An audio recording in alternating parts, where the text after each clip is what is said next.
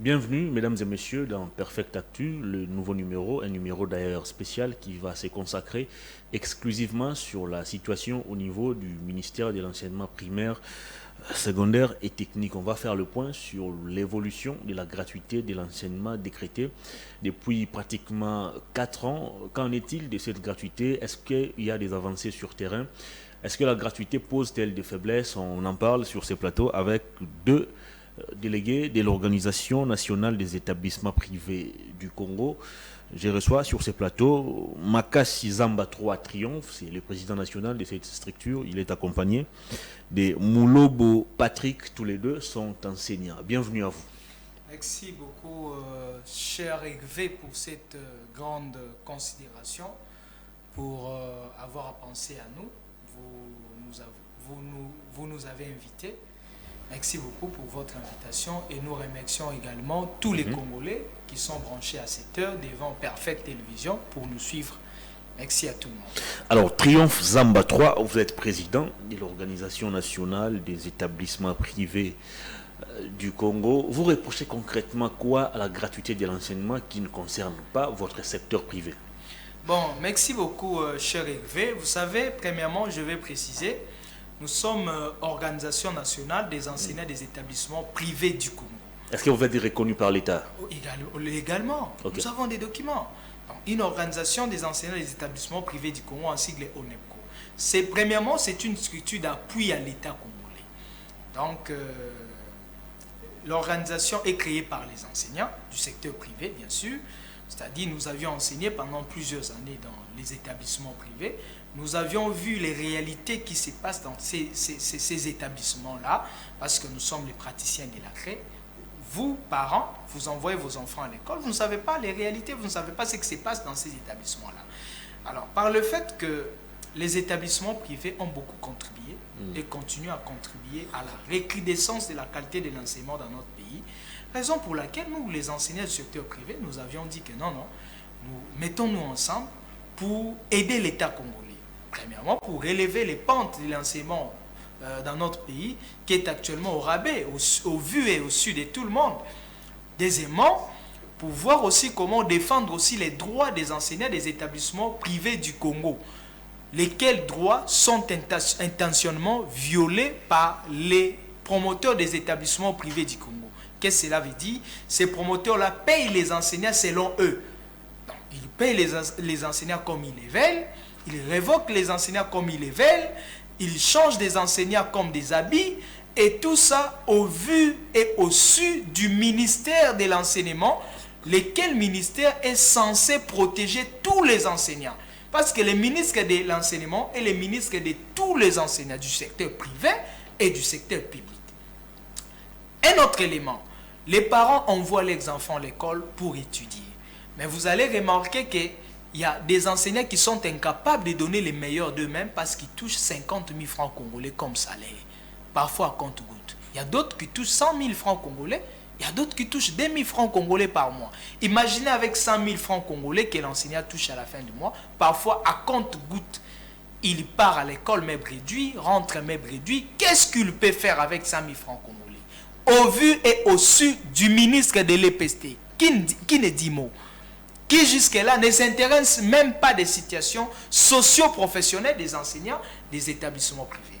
Pire encore, les élèves sont retournés de temps à autre à la maison pour des raisons de frais scolaires, bien qu'il y a des parents qui sont de nature insolvable, mais l'ONEPCO, cette fois-ci, a une nouvelle stratégie pour aider ces promoteurs-là, pour ne plus retourner les enfants à la maison comme ils étaient en train de les faire autrefois. Pourquoi? Parce que plus vous retournez les enfants à la maison, aujourd'hui les enfants rentrent à la maison, demain les parents viennent payer, l'enfant ne va plus rattraper la matière ratée. Donc, c'est-à-dire c'est les parents qui paient. Donc, les parents payent la totalité des frais scolaires, mais l'enfant ne bénéficie pas la totalité des enseignements qu'il devait bénéficier.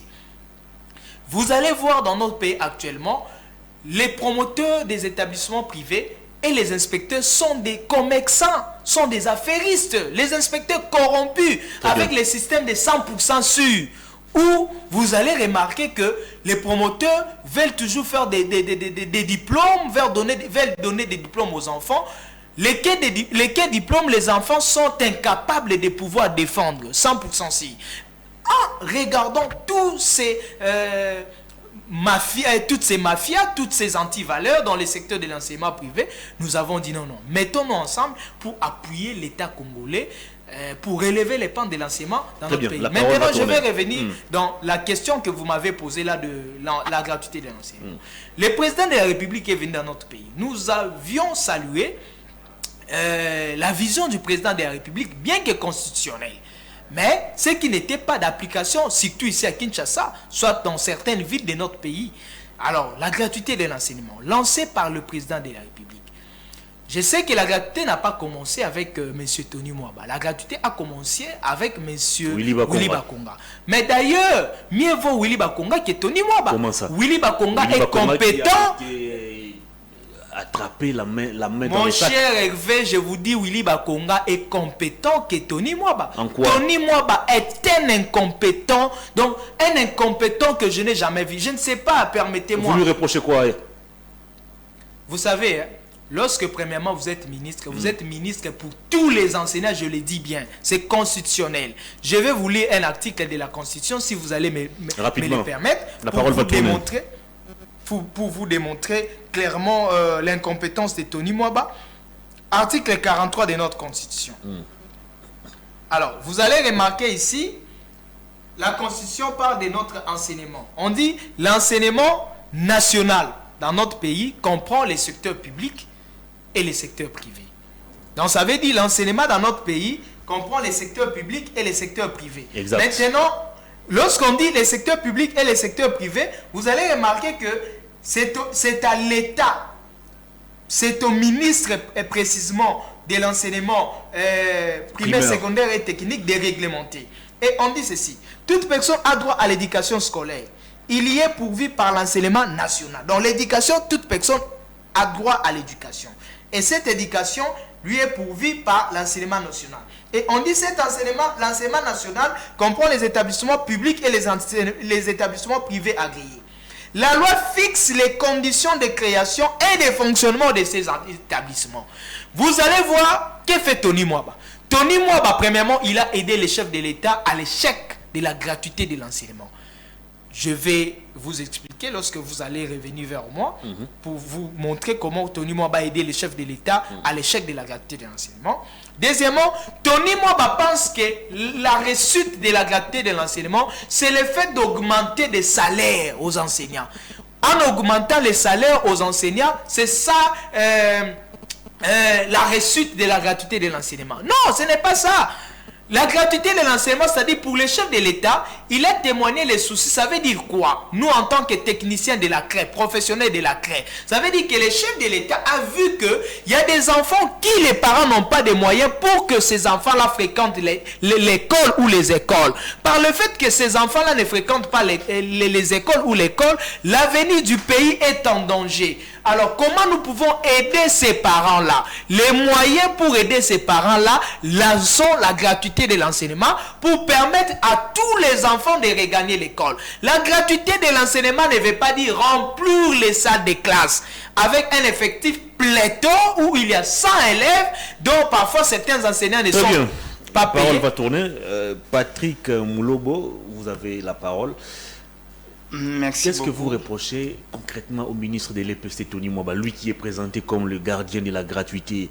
Il était encore député, il s'était battu à travers le contrôle parlementaire pour remettre de l'ordre dans les secteurs de l'enseignement. Mais qu'est-ce que vous reprochez concrètement aujourd'hui au ministre Tony Mwaba? Allez-y. Merci beaucoup, messieurs les journalistes, pour la question.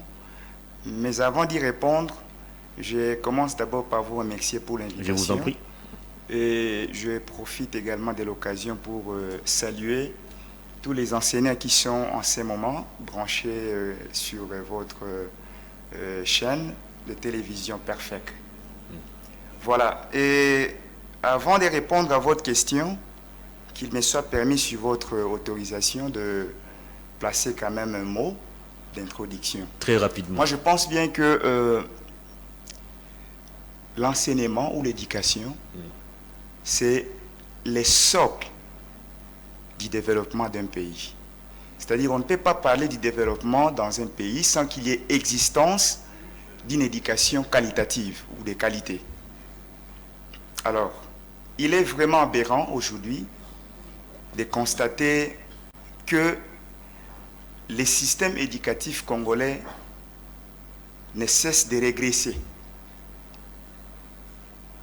Alors, pour répondre à votre question, moi je pense que c'est un problème de législation. Quand je parle de législation, je fais d'abord allusion aux prescrits du Code du travail, parce que nous sommes une organisation nationale des établissements des écoles privées du Congo. C'est-à-dire, nous défendons les droits d'abord des enseignants œuvrant dans le secteur privé.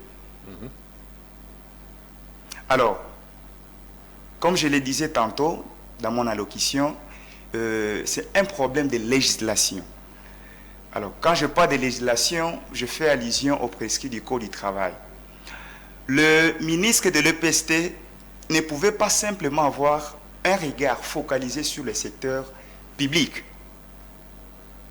Parce qu'il est comme un polygame. Moi, personnellement, je le considère comme étant un polygame. OK? Quelqu'un qui a plusieurs femmes, je prends 2 par exemple, il a la première épouse et la seconde épouse. Alors, il est censé en prendre soin toutes les 2. Il ne peut pas utiliser une politique de gestion de 2 poids 2 mesures. Vous comprenez, messieurs les journalistes? Le secteur privé est abandonné quasiment par le ministère des tutelles qui est censé contrôler le fonctionnement de ces établissements, contrôler également la qualité surtout de la formation qui s'y passe. Vous avez constaté cet abandon avec l'avènement de l'actuel ministre de l'EPST, ou c'est une situation qui perdure depuis plusieurs années? Je suis enseignant, je vais vous donner un élément probant quant à ce. Allez-y. Il est nullement hors de question que nous ayons aujourd'hui, dans nos écoles respectives, des élèves au degré terminal qui ne savent ni lire ni écrire. La responsabilité incombe à vous, enseignants, et non au ministre. Non, ce n'est pas seulement aux enseignants. La responsabilité est partagée. À quel niveau? Oui, je m'en vais en expliciter. La responsabilité est partagée par le fait que l'État a l'obligation ou le devoir de contrôler d'abord les écoles. Il a le devoir de palper du doigt les réalités qui se passent dans des écoles. Mais ça se fait privées. On voit pratiquement chaque année le ministre procéder à la fermeture des écoles qui ne sont pas viables. Bon, ça c'est vous qui le dites. Combien d'écoles ont été fermées pour raison de viabilité, comme vous l'avez dit? Bon, ça peut être 1 ou 2 des écoles. Mais aujourd'hui, je vous parle, messieurs les journalistes, nous avons des écoles qui sont substituées en business. Expliquez-vous. Oui, je vais m'expliquer. C'est-à-dire, les promoteurs aujourd'hui se font des commerçants. Ils ne mettent pas en avant-plan l'éducation des enfants. Donc pour eux, ce qui s'avère indispensable, c'est d'abord leurs intérêts. Ils aiment bien avoir de l'argent comme ça. Mais ça, c'est vous du secteur privé. S'il vous plaît. C'est-à-dire, quand je dis la responsabilité est partagée, c'est pas le fait que le ministre de l'EPST avec ses collaborateurs, ils sont censés contrôler régulièrement. Je vous dis, les écoles privées ne sont pas régulièrement visitées par les inspecteurs. Mais pourquoi? La question mérite d'être posée à l'endroit de responsables qui sont en train de gérer le ministère des tutelles. Ce n'est pas à moi que cette question serait adressée. Vous savez, il y a une locution française qui dit, messieurs les journalistes, quand le chat n'est pas là, les souris dansent. OK? C'est-à-dire, lorsque les enseignants se sentent, et les chefs d'établissement œuvrant dans les secteurs privés, ne se sentent pas contrôlés par un leader, par un responsable, mais que feront-ils? Très bien. Ils feront ce que bon leur semble, n'est-ce pas ça, messieurs les journalistes? Je vais revenir à vous. Alors, au-delà de ça, s'il vous plaît, je vais citer, au-delà de ça, nous, écoles privées, nous payons chaque année les frais de fonctionnement. OK? nous payons chaque fois les frais de fonctionnement dans différents bureaux gestionnaires de l'État. Et l'État, à son tour, aurait dû subventionner aussi les écoles privées.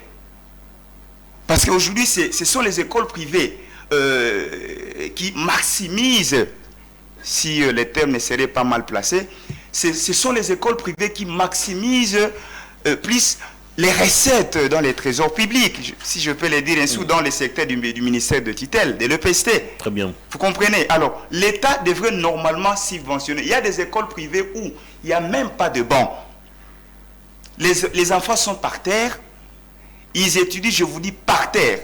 Il y a des enfants qui viennent à l'école propre pour rentrer après les activités scolaires avec des habits en deuil, avec des uniformes très sales. Très bien, je vais revenir à vous. Et au-delà de ça, le ministère de tutelle a aussi l'obligation de réglementer les traitements salariaux du personnel enseignant œuvrant dans le secteur privé. C'est son devoir. Les enseignants œuvrant dans le secteur privé se sentent abandonnés à leur triste sort. Il sort de chez lui affamé. Il vient à l'école, il travaille, il rentre à la maison affamé. Les jours suivants, il est censé rester à son poste d'attache avec quel état psychique, avec quel état psychologique. Vous comprenez? Et quand il vient comme ça, les chefs d'établissement connaissant bien ces réalités, il ne saura pas aussi les surveiller avec un œil grandement ouvert. Vous comprenez, messieurs les journalistes? Triomphe, vous avez la parole. Voilà, merci beaucoup. On va évoluer. Merci beaucoup. Vous continuez de décrier la gestion de l'actuel ministre de l'EPST. Évidemment. Mais aussi, il y a des gens qui pensent que c'est le secteur privé qui a détruit sérieusement l'enseignement dans ces pays. Évidemment, évidemment. Évidemment, nous sommes enseignants praticiens de la CRE. D'ailleurs, demandez à Tony Mwaba, est-ce qu'il a déjà enseigné dans une école primaire?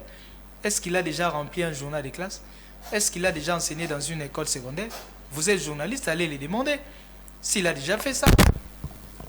Donc, s'il ne l'a pas fait, ça veut dire que il est, permettez-moi les termes, ce n'est pas une injure, il est intrus, un intrus pédagogique. Ça veut dire que il ne connaît rien en matière de la pédagogie. Et parfois aussi autour de lui, mais évidemment, il peut faire mieux au ministère de l'ESU parce qu'il est professeur d'université, ou au ministère de la justice parce qu'il est maître avocat. Mais de l'autre côté, qu'est-ce qu'il peut faire? Il est là. Nous avions compté sur lui. Je vais vous dire maintenant pourquoi nous disons que lui n'a pas reçu. Évidemment, l'enseignement dans notre pays, comme vous l'avez dit, les secteurs privés ont beaucoup contribué à la recrudescence de la qualité de l'enseignement dans notre pays. Évidemment, là, vous avez raison. L'enseignement dans notre pays a commencé à être détruit, ça, je dois le dire ouvertement, pas aujourd'hui, depuis très longtemps. Pourquoi? Parce que depuis très longtemps, tous les ministres qui sont passés à la tête de l'EPST s'occupaient plus du secteur public, abandonnaient les secteurs privés. Alors, avec Tony Mwaba, nous avions espéré au gouvernement, soi-disant des warriors, mais aujourd'hui nous comprenons que c'est un gouvernement des incompétents, c'est un gouvernement des fainéants, des dormeurs, en commençant par le premier ministre, un médiocre, Sama Lukonde. Parce qu'après tout, le président de la République prend sa vision, il donne au premier ministre qui est le chef de l'exécutif, qui est le chef du gouvernement. Maintenant, le premier ministre, à son tour, qu'est-ce qu'il fait? Il va répartir. Vous êtes dans tel département, voilà les soucis du chef de l'État là-bas, c'est ça. Donc, la vision du chef est dit, les soucis que le chef a pour le Congo, pour sauver les pays. Maintenant, c'est lui qui veut entrer dans la vision du chef, bien que tous cela sont des flatteurs. Que non, nous accompagnons la vision du chef de l'État. Ce sont des flatteurs. Pour attirer les bonnes mines du président de la République, ils ont des mots flatteurs, ils ont des mots sucrés pour attirer l'attention du président de la République. Pourtant, ils n'accompagnent pas la vision du président de la République. Ce sont de premières personnes à combattre la vision du président de la République. Maintenant, arrivé au ministère de l'EPST, le président de la République prend son souci. Il dit, je veux que les enfants étudient gratuitement. Ça, c'est un. De deux, je veux que les conditions socio-professionnelles des enseignants soient améliorées. Ce qui veut dire que les salaires des enseignants soient revus à la hausse. Maintenant, celui qui vient là-bas, Ici, je vois Tony Mwaba. C'est lui. Premièrement, il devrait être un praticien de la craie. On doit avoir à la tête du ministère de l'EPST un praticien de la craie. Celui-là devrait dire, bon, chef de l'État, monsieur le président de la République, la gratuité de l'enseignement est bonne. Mais voyez, je vous suggère ça. Nous pouvons commencer avec ça graduellement. Pourquoi? Parce que le secteur public n'a pas assez d'écoles. Voilà, nous vous proposons, si nous pouvons commencer à négocier avec certains particuliers pour prendre leurs bâtiments, tout ce qu'on sort. Vous savez, l'enseignement privé a contribué à la baisse de l'enseignement dans notre pays parce que c'est là où il y a un laisser-aller, un désordre total dans les secteurs privés. Les enseignants abandonnés à leur triste sort. Maintenant, les promoteurs commencent à traiter les enseignants comme ils les veulent. Ils disent quoi? C'est mon école. Je peux vous chasser quand je vais. Je peux vous engager quand je vais. L'argent peut entrer. Les promoteurs appellent. Dit, monsieur le caissier ou madame la caissière, vous avez combien aujourd'hui? Apportez-moi tout l'argent de ces côtés. Arrivé à la fin du mois, il n'y a pas d'argent pour payer les enseignants. Il dit, vous pouvez aller m'acquiser partout où vous voulez, c'est mon école. Voyez, la faute incombe à qui? La faute incombe à l'État. Pourquoi? Article 45 de la Constitution. L'enseignement est libre. Il est toutefois soumis à la surveillance des pouvoirs publics dans les conditions fixées par la loi. Donc l'enseignement est libre. Mais cet enseignement est sous la surveillance des pouvoirs publics. Lorsqu'on parle des pouvoirs publics ici, on voit premièrement le ministère de l'EPST. Ça veut dire que le ministre de l'EPST doit contrôler l'enseignement au secteur privé et au secteur public. Ce que Tony Mwaba ne fait jamais. Tony Mwaba est en train de lutter seulement pour que les salaires des enseignants du secteur public soient revus à la hausse, même si aujourd'hui vous donnez aux enseignants 500 000. C'est rien, monsieur Tony Mwaba. C'est rien, 500 000 francs congolais. Votre chaussure que vous portez chaque jour, là, ça coûte combien, monsieur Tony Mwaba? Les vestes que vous portez tous les jours, là, coûtent combien? Mais ça dépasse parfois les salaires que vous donnez à la fin de chaque mois à l'enseignant. Mais pourquoi faites-vous de la fixation sur Tony Mwaba? Non, mais c'est parce qu'il est incompétent, parce que c'est lui le patron de tous les enseignants. Je dis ceci, monsieur Hervé. Vous savez, monsieur Tony Mwaba est en train de privilégier un seul côté. Vous êtes un parent, vous avez 2 enfants. Vous avez, même si... Est-ce que c'est la politique du gouvernement ou ce sont les humeurs de Tony Mwaba? Non, même si c'était la politique du gouvernement, lui est là, il est placé là pour faire quoi? N'est-ce pas pour apporter des solutions? N'est-ce pas pour voir où ça n'a pas marché? Je vais proposer au gouvernement, voilà ce que nous pouvons faire, voilà ce que nous pouvons faire. Vous avez des enfants, vous avez les enfants qui sont enseignants du secteur public et vous avez d'autres enfants qui sont enseignants du secteur privé. D'ailleurs, ceux du secteur privé sont plus nombreux que ceux du secteur public. Maintenant, vous luttez toujours pour que ceux-là, vous signez des protocoles d'accord de temps à autre avec ceux-là pour que leurs conditions socio-professionnelles soient améliorées. Pendant que de l'autre côté, vous ne faites rien, aucun effort. Nous avions espéré que Tony Mwaba pouvait regarder aussi les secteurs privés. Nous avions des choses à lui suggérer, à lui proposer. Nous lui avons écrit. Nous lui avons demandé de les rencontrer. Nous avons des choses à lui dire en rapport avec l'enseignement. Non, mais ils n'ont jamais voulu. Nous n'avons jamais eu l'accès. Vous avez tenté d'approcher le ministre. Plusieurs fois, nous l'avons fait plusieurs fois. Nous avions écrit, nous avons des accusés de réception. Nous avions écrit, monsieur le ministre, pour sauver notre enseignement, nous voulons vous rencontrer parce que nous avons des choses à vous proposer. Vous êtes incompétent. Même si Tony Mwaba vient s'asseoir à ma face comme ça, je lui dirai effectivement il est incompétent. Et nous lui avons écrit de démissionner. Pourquoi? Parce que nous sommes enseignants. Finalement, nous avions compris que non, l'État, le gouvernement doit réglementer. Nous sommes d'ailleurs en train de lutter auprès de certains députés.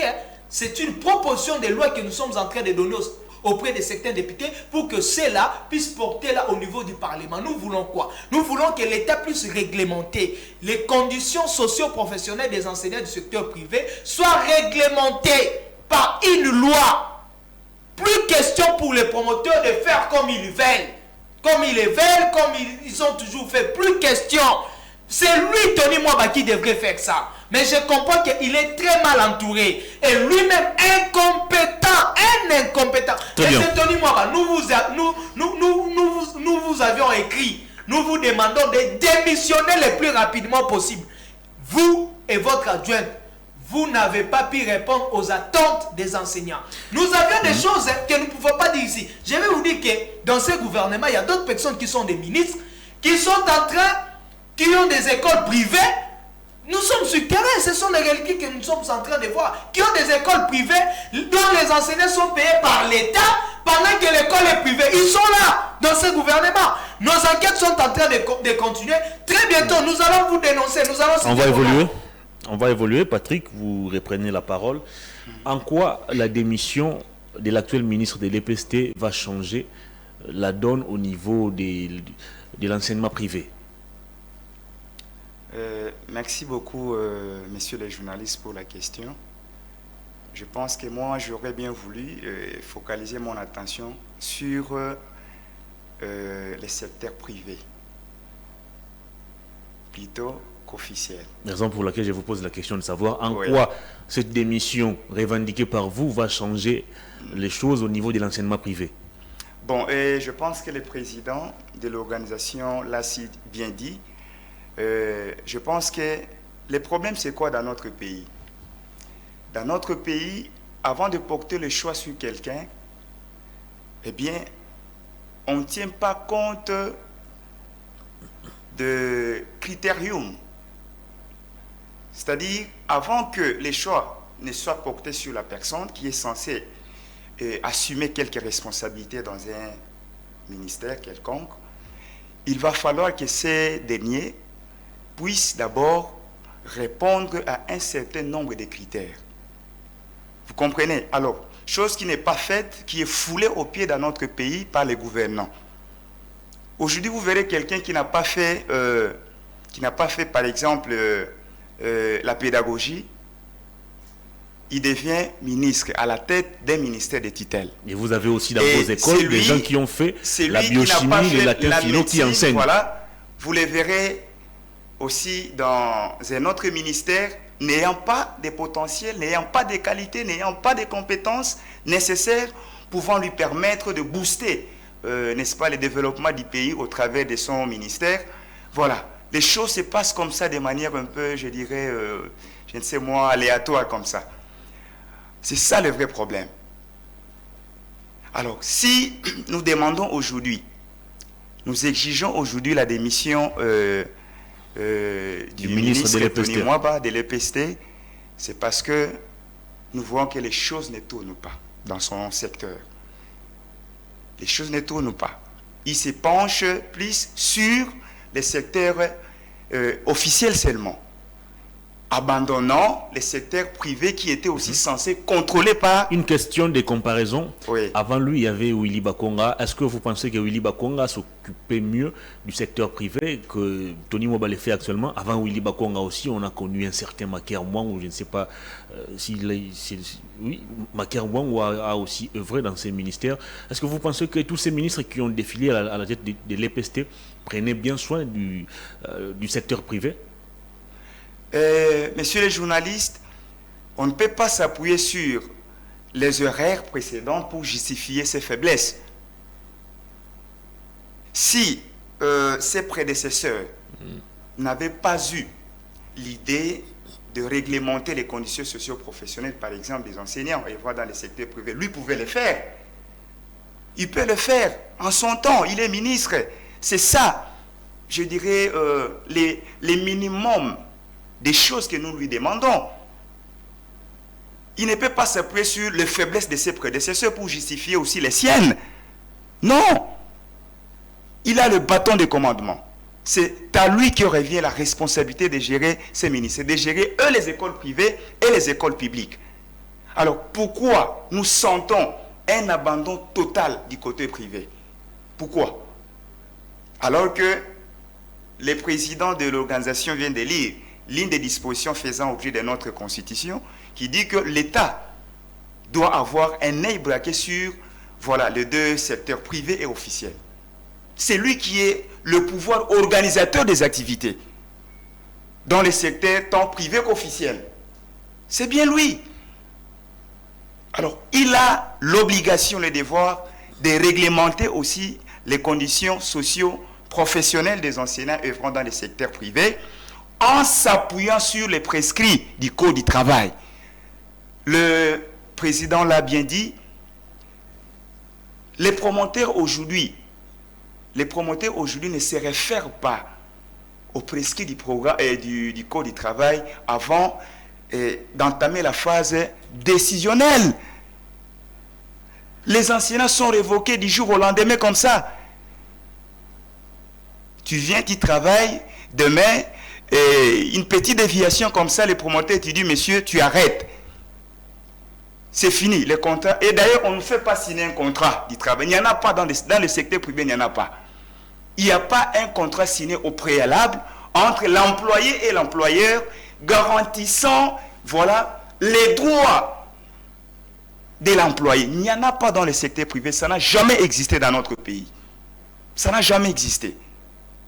C'est pourquoi nous demandons au ministre Tony Mwaba de revenir d'abord à lui-même, tout en regardant l'évolution du secteur privé. Si aujourd'hui, le niveau de l'enseignement dans notre pays est au rabais, c'est suite, je dirais, messieurs les journalistes, sans crainte d'être contredits par qui que ce soit, c'est suite à la multiplicité des écoles privées. Aujourd'hui, nous avons des écoles qui ne répondent même pas aux normes pédagogiques, qui sont non viables, en train de fonctionner. Allez voir à la cité. Vous avez coutume, je crois, de sillonner les écoles, les prétendues écoles de référence de la ville. Vous allez souvent dans des écoles de référence, mais allez dans le coin le plus reculé de la ville pour palper du doigt la réalité de tout ce que nous sommes en train de dire, de décrier ici sur le plateau. Vous verrez quelqu'un qui va construire un bicoque, quelque chose comme ça, il prend les enfants d'autrui, il les met comme ça, comme des sardines, dans une boîte de conserve, une salle dont les conditions physiologiques ne sont pas garanties. Mais avant de parler d'une formation de qualité dans un pays sérieux, moi je pense que cette formation devrait passer par quelques facteurs ou conditions. Très bien. Notamment les conditions physiologiques, les conditions matérielles. Allez voir les conditions dans lesquelles il y a des élèves qui se mettent par terre, qui n'ont même pas de banc. Il y a des tableaux qui portent des cavités, des trous. Une cavité, c'est un vide qui se trouve dans un corps solide. Voilà. Il y a des tableaux qui portent des cavités qui ne sont pas réparés. Les enfants sont par terre, les bancs sont cassés. Alors, qui est censé faire tout ça? Est-ce que c'est seulement les chefs d'établissement et le promoteur ou bien l'État aussi? Les inspecteurs passent dans nos écoles pour les contrôles, les visites inspectorales, visites pédagogiques, qui viennent visiter les enseignants. Et moi, je me demande, est-ce qu'ils ont vraiment le sens des responsabilités lorsqu'ils se retrouvent en face de leurs autorités ou de leurs leaders? Est-ce qu'ils ont déjà eu ce courage-là de dire la vérité? Très bien. De tout ce qui se passe dans les écoles privées. De dire au ministre de l'autre côté, ça ne colle pas, ça ne tient pas. Il va falloir remédier ça. Est-ce qu'ils le font? Ils ne le font pas. Ils sont là en train d'appliquer de l'huile seulement sur les lèvres du ministre pour se faire aimer. Alors, les travaux auxquels ils sont appelés de faire, ils ne le font pas soigneusement. Triomphe, je reviens à vous. Depuis l'instauration de la gratuité de l'enseignement, plusieurs écoles privées ont été vidées des élèves. Les parents ont préféré inscrire leurs enfants dans des écoles publiques où l'enseignement était gratuit. Et ça fait aussi partie, pour certains, de la frustration suscitée dans le chef de vous, enseignants des écoles privées. Vos écoles ne rentabilisent plus, il n'y a pratiquement plus d'argent. Et vous voulez aujourd'hui déverser la colère sur le ministre de l'EPST qui se comporte en gardien de la gratuité. Ce qui explique aussi votre acharnement sur sa personne peut-être. Merci beaucoup, cher Hervé. D'abord pour moi, vous savez, je suis en colère. permets-moi de le dire. Moi, on va s'apaiser, nous sommes à la télé. Permets-moi de le dire. Ma colère, d'abord, c'est vexe contre Tony Mwaba. Permets-moi de dire que Monsieur Tony Mwaba n'est pas le gardien de la gratuité. C'est faux. C'est comme ça qu'il vous ment. C'est comme ça qu'il est en train de mentir au président de la République. Quelle est cette gratuité-là de l'enseignement que M. Tony Mwaba a gardé? La gratuité de l'enseignement est un échec. Alors, maintenant je vais revenir à votre question. Mais je vous dis que lorsqu'on vous dit que les écoles privées sont vidées d'élèves et qu'il n'y a plus d'élèves dans le secteur privé, c'est faux. Qui vous dit ça? Nous sommes les praticiens de la CRE, nous sommes les techniciens. Si on vous ment que la gratuité est une réussite, c'est faux. Les écoles privées ne sont pas vidées. Et je vous dis... Non, mais les parents préféraient envoyer... Nous n'avons pas d'ailleurs besoin des chiffres, fantaisistes, arbitraires de ces gens-là, de l'EPST. D'ailleurs, nous avions lancé un débat. Nous voulons ces gens-là de l'EPST. Monsieur Tony Mwaba et son cabinet, nous voulons qu'ils viennent. Vous êtes journaliste et vous pouvez nous aider à les faire. Qu'ils viennent devant nous face à un débat contradictoire. Ils ont toujours menti au président de la République que la gratuité est une réussite. Qu'ils viennent nous les prouver. Techniquement, pas théoriquement. Je vous dis, je peux vous prendre, vous êtes journaliste avec votre caméra. Je vous amène dans des écoles. Vous allez vivre, vous allez palper la réalité. Les écoles privées sont toujours là. Les écoles privées continuent à exister avec bon nombre d'élèves, avec des effectifs aussi pléthores dans d'autres écoles. Il est vrai que la gratuité de l'enseignement, premièrement, a contribué à la baisse de la qualité de l'enseignement. La gratuité, d'ailleurs dans notre pays, l'État a toujours fait un effort. La baisse de la qualité de l'enseignement, oui, on en parle depuis longtemps. Non, la gratuité de l'enseignement a contribué à la baisse de la qualité de l'enseignement. Parce qu'il est évident qu'actuellement, dans certaines écoles publiques, vous pouvez trouver 100 élèves, 80 élèves. Vous croyez que c'est ça la réussite de la gratuité de l'enseignement? Pédagogiquement, il est demandé à l'enseignant de faire même les tours de la salle lorsque les enfants sont en train de prendre note. L'enseignant doit corriger les devoirs des enfants. L'enseignant doit surveiller les travaux que les enfants sont en train de recopier, de mettre dans leurs notes, dans leurs cahiers, pour rentrer avec ça à la maison. Est-ce qu'il y a des fautes ou pas? C'est l'enseignant qui doit faire ça. Les écoles privées continuent à exister. Et il y a des écoles, comme notre frère Patrick ici l'a dit, il y a des écoles qui sont non viables, qui continuent à exister avec la bénédiction des inspecteurs corrompus. Les inspecteurs là sont des corrompus. Ils descendent dans des écoles privées. Ils voient, ils palpent les réalités qui se vivent au jour le jour dans ces établissements-là. Mais comme ce sont des affairistes, ils ont fait de ces écoles-là leur bilanga. Il vient, il va demander son enveloppe, on lui donne son enveloppe, finalement il va partir. Donc c'est pour vous dire que avec la venue de la gratuité de l'enseignement, j'ai des vidéos ici. Je peux vous montrer. Vous allez voir l'enseignant qui est en train d'enseigner les enfants dans des écoles dites gratuites. Vous allez voir. Un enseignant, premièrement, qui n'a pas de niveau. Vous savez, moi, je suis praticien de la CRE. Lorsque le président de la République avait dit l'autre fois, de l'autre côté, à Abidjan, que les enseignants n'ont pas de niveau. Moi, personnellement, j'avais dit le président a raison. Le président n'avait pas tort. Vous savez pourquoi? Parce que les prestateurs, nous, enseignants, c'est lui qui est censé donner les meilleurs de lui-même aux enfants pour que ceux-là soient bien formés, n'est pas bien payé, n'est pas bien servi. Il est incapable de bien servir aussi les enfants. Et ces enfants-là, demain, deviendront des enseignants. Et quel genre d'enseignants? Vous allez voir dans le secteur privé où l'enseignant est en train de donner des faussetés aux enfants. Ils sont là. Si ces inspecteurs-là corrompus faisaient leur travail, il est supposé qu'ils descendent dans des écoles. Ils les remarquent. Ils sont obligés de demander que d'autres enseignants qui sont aujourd'hui dans des classes, que ceux-là quittent les salles de classe. Mais ces enseignants-là continuent à être là.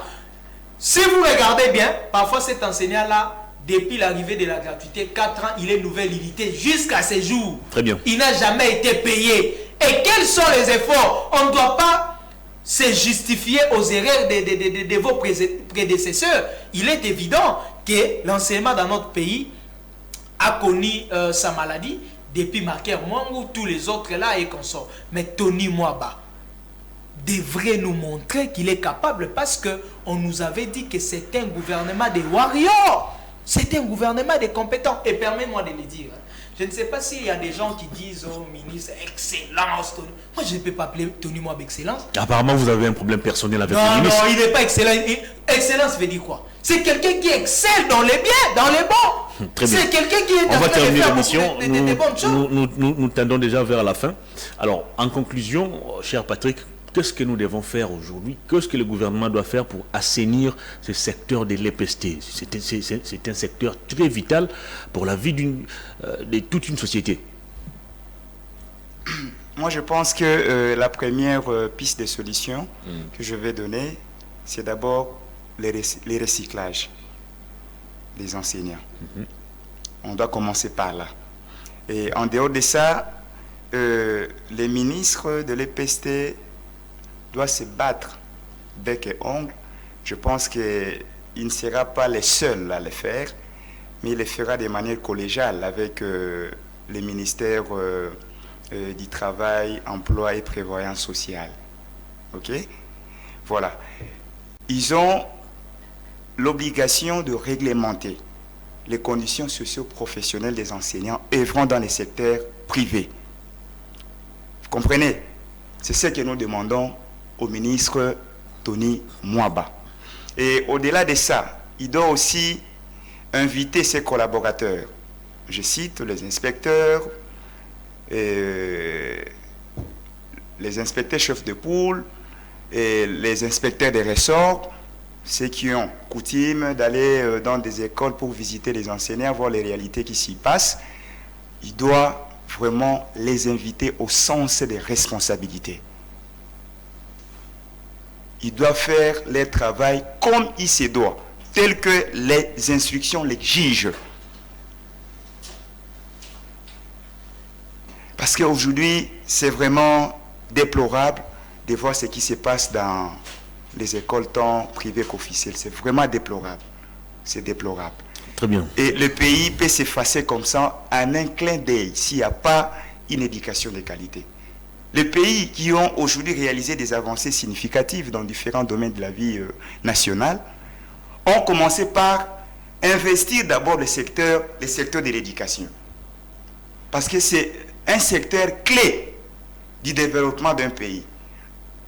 Fort malheureusement, chez nous, en République démocratique du Congo, ce secteur est négligé. Alors, que le ministre Tony Mwaba nous aide à réglementer les conditions socio-professionnelles des enseignants des écoles privées en s'appuyant sur les prescrits du Code du travail, collégialement avec les ministères des tutelles du travail. Voilà, de manière un peu succincte, ce que je peux dire, c'est ça. Et aussi arranger les conditions dans lesquelles les élèves étudient. Parce que si un enfant, par exemple, n'est pas à l'aise, il n'est pas assis dans de très bonnes conditions, il ne saura pas aussi apporter une attention soutenue à la leçon. Ok. Cette position influe négativement sur son apprentissage.